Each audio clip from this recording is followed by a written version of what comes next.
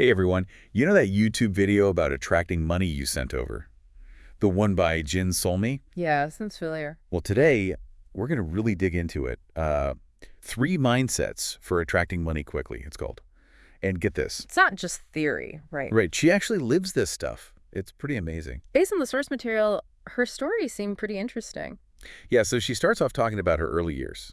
Like she was really longing for that classic, normal life, just simple financial security. Just wanting to make ends meet, something a lot of people can probably relate to. Totally. And she even talks about these like tearful nights, just feeling totally stuck. That feeling of hitting a wall financially. So how'd she get past that? So she finds Napoleon Hill's Think and Grow Rich, Yeah. picks it up, not really expecting much, just, hoping for some inspiration. Yeah, makes sense. But then she starts to notice all these themes about mindset, about believing in yourself, that kind of thing. And then it hits her. These are the same ideas behind The Secret, that whole law of attraction thing. Interesting. So she's finding these core principles in a different way, not through that typical self-help route. Right. And think about it. At first she was like, The Secret? No way, that's too woo-woo. Skeptical, like a lot of people are. Totally. But then seeing those same ideas in this classic success book by Napoleon Hill, that changed something for her. It's funny how that happens. Dismiss an idea, then see it presented differently, and bam, it clicks. Have you ever had that happen to you? Oh, all the time. I think we all have, honestly.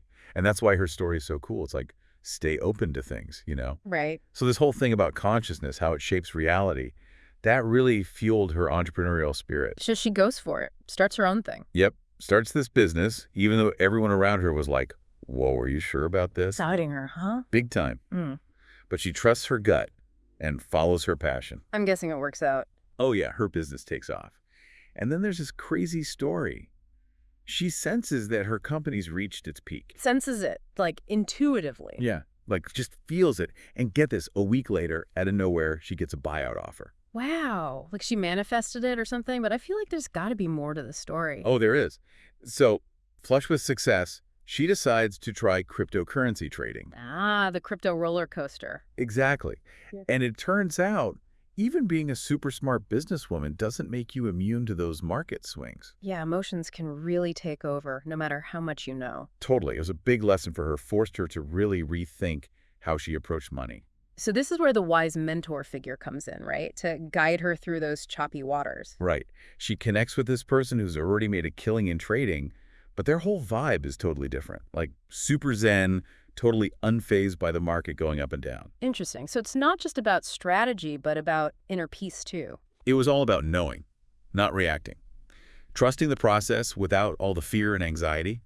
Totally different from what she'd been doing before. Okay, I'm ready to hear about these three mindsets now. It sounds like she learned a lot from those experiences. Let's get into it.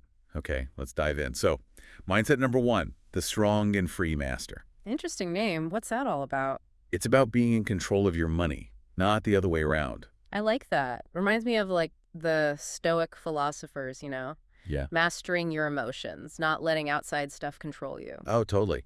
And to illustrate this, she tells this story about a philosopher who freed all his slaves. Wow. Okay. Bold move. Right. And all the other nobles are like, what are you doing? How will you manage without them? Yeah, gotta have those slaves, right? Sarcasm noted. But the philosopher's response is amazing. He's like, slaves can live without masters, but if a master can't live without slaves, then who's the real slave? Whoa. That's deep. So it's not about needing money to feel secure or worthy. Exactly. It's about realizing that money's just a tool. It shouldn't define you. Makes sense. And you can really see this in JY Somi's life. Like, she talks about being minimalist, not attached to material things. That's cool. It's like in a world that's all about buy, she's found happiness from within, not from stuff. Right. And that leads us to the second mindset. Get ready for this one. It's called the Universal Energy Circulator. Okay, now we're getting cosmic. Lay it on me. So picture this. Money is energy, constantly flowing, transforming. All right, I'm picturing it. And she believes the universe rewards those who keep this energy moving, using resources to create value and help others. Yeah, like stagnant water goes bad. If money isn't flowing, it kind of loses its power. What are some examples of this? Think about companies like Patagonia, really focused on ethical sourcing and sustainability. Or Tesla, shaking up the car industry with their focus on renewable energy. So it's not just about making money, but how you use it to make a positive impact. What about things like trading? Some might say that doesn't create value in the same way as, I don't know, building a school or funding research does. That's a great point, and she actually addresses that. She's like, yeah, from a human perspective, trading might not seem like it's creating tangible value. Right. But she encourages us to look at the bigger picture, like zoom out. The universe doesn't necessarily distinguish between different types of value creation. It recognizes the movement of energy itself. Interesting. So even if the value isn't immediately obvious, the act of participating in that flow is still important. Exactly. And to drive that home, she brings up all these super wealthy philanthropists like Bill Gates, Oprah Winfrey, Warren Buffett. They're all about giving back, right? Yeah. Circulating those resources to help others. It's like that saying, the more you give, the more you receive, creating the cycle of abundance. Absolutely. Which brings us perfectly to the third mindset, the abundantly detached mind. Okay, now that sounds kind of contradictory. How can you be abundant and detached? Think of it like the sage mindset in relationships. You're not clingy or needy. You're secure and confident. Okay, so how does that translate to money? Well, JY Somi believes that same detachment is key to attracting wealth. She even has this affirmation she uses. I just know that it will be overflowing. I like that. There's no desperation in that, just a quiet confidence. Like she just knows it's true. Yeah, it's about letting go of specific outcomes and trusting the process. Because if you're always worried about money focusing on scarcity, you're actually reinforcing those beliefs. Makes sense. So if you can shift to that mindset of abundance, that knowing you're worthy and deserving, things start to change. Powerful stuff, right? And it all connects back to that mentor and their approach to trading. It's Okay. not about getting swept up in the market drama. It's about cultivating that inner knowing. So how can someone actually do that? Like abundantly detached mind sounds great, but are there practical steps? Oh, for sure. She has some great tips. One of the biggest ones is shifting from scarcity to gratitude. Start a gratitude journal. Appreciate what you already have. Yeah, when you're focused on what you're grateful for, you're less likely to get hung up on what you're missing. Exactly. And she also recommends visualization. Spend a few minutes each day imagining yourself living the life you want. Really feel it. It's like you're aligning your energy with that outcome, sending a powerful message to the universe. Right. And maybe most importantly, let go of the need to control everything. Trust that the universe has your back. Things are unfolding as they should. That reminds me of the serenity prayer, Grant me the serenity to accept the things I cannot change. Beautiful, isn't it? Mm. Sometimes the best thing we can do is just surrender and trust. Now, before we move on, I wanted to mention something that might resonate with you specifically.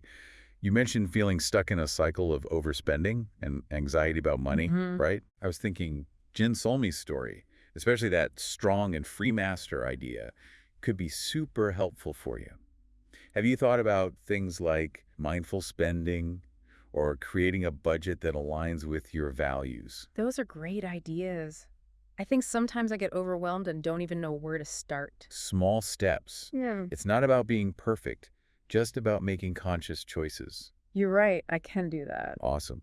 Well, we've covered a lot, so why don't we take a step back, look at these three mindsets together, and think about how you can start applying them in your own life. So we've really dug into these three mindsets: strong and free master, universal energy circulator, and abundantly detached mind, right? Yeah, they're all pretty powerful on their own. But together they're like, boom, a whole new level. They really build on each other. Yeah. Like you can't truly circulate energy if you're clinging to every penny. Exactly. Yeah. And you can't be abundantly detached if you're still freaking out about being in control. It's all connected.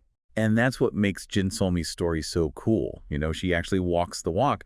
These aren't just theories to her. They've shaped her whole journey. Totally. Like that story about sensing her business had peaked, then getting that buyout offer a week later. Classic abundantly detached mind right there. For sure. And remember how she was willing to invest in herself, work that extra job, even when things were tough. Universal Energy Circulator in action. Yeah. So for anyone listening who's maybe feeling stuck or discouraged about their finances, her story is proof that things can change. It really is. You have more power than you think. It all starts with mindset, right? Mindset is everything. If you can shift to that abundance mentality, that knowing you're worthy, then things start to shift externally too. Think of it like a three-leg stool. You need all three mindsets for stability. If one leg's weak, the whole thing wobbles. Love that analogy. Mm. So as you're listening, think about your own relationship with money. Which mindset really speaks to you? Where are you strong, and where could you use some support? And maybe even more importantly, if our thoughts and feelings really do shape our reality, what kind of financial reality are you creating right now? Ooh, good one. That's something to really think about. And if you don't like the reality you're creating, remember, you can change it. Jin Solmi's story shows us that.